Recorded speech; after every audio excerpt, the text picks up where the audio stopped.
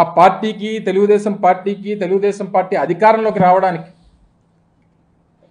కారణమైనటువంటి ఉత్తరాంధ్ర ప్రాంతం గురించి ఏ రోజు కూడా ఆలోచన చేయనటువంటి తండ్రి కొడుకులు ఇప్పుడు వచ్చి ఈ ప్రాంతం మీద ప్రేమ ఉన్నట్టు, ఈ ప్రాంతం అంటే అభిమానం ఉన్నట్టు, ఈ ప్రాంతానికి ఏదో భవిష్యత్తును ఇచ్చేస్తాం అన్నట్టు చెప్పేటువంటి మాటలు సిగ్గు, లజ్జ, ఏ రకమైనటువంటి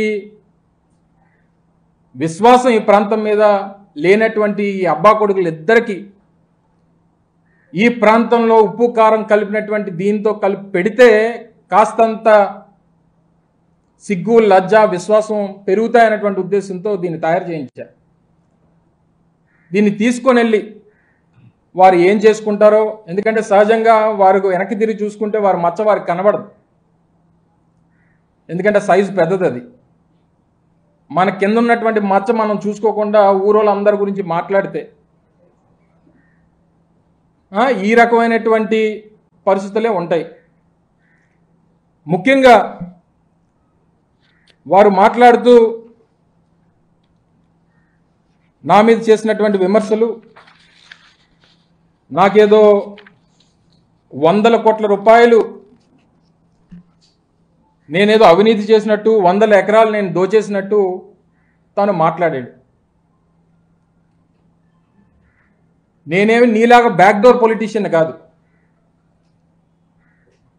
నేను నా తండ్రి మరణించిన తర్వాత 18 సంవత్సరాలు పోరాటం చేసి ఈ ప్రాంత ప్రజల సమస్యల మీద పోరాటం చేసి మీలాంటి ప్రభుత్వాల్ని ఎదిరించి ఈ ప్రాంత ప్రజల తాలూకా మన్ననలు సంపాదించి జగన్మోహన్ రెడ్డి గారి దయ వల్ల శాసనసభ్యుడిగా ఎన్నికై ఈరోజు మంత్రి స్థానంలో కూర్చున్నా.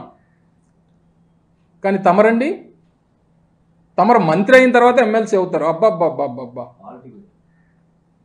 తమరు మంత్రి అయ్యి తర్వాత ఎమ్మెల్సీ అవుతారు, తర్వాత ఎమ్మెల్సీ అయ్యి ఎన్నికలకి వెళ్ళి ఎమ్మెల్యేగా ఓడిపోతారు. తమర తాలూకా రాజకీయం అది. ఒక మాజీ ముఖ్యమంత్రి కొడుకు, ఆయన పోటీ చేసేటువంటి సమయానికి ఆయన ముఖ్యమంత్రి కొడుకు శాసనసభ్యుడిగా ఓడిపోతాడు.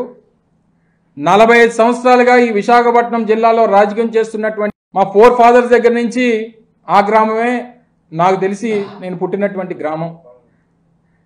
నువ్వెక్కడ పుట్టావు? మీ నాన్న ఎక్కడ పుట్టాడు?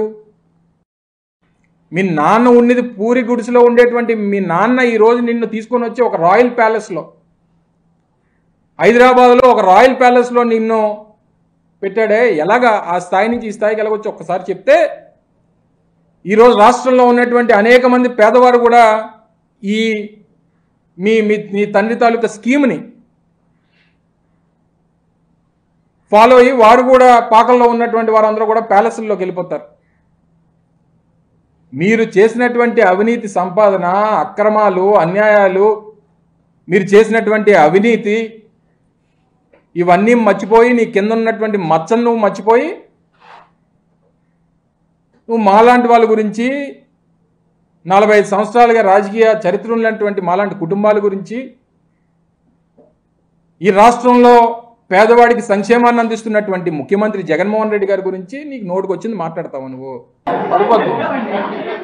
ఏబిఎన్ కానీ, TV5 కానీ, ఈటీవీ కానీ ఎవరన్నా తీసుకెళ్ళి ఇస్తానంటే వారి ద్వారా పంపిస్తా. మహా టీవీ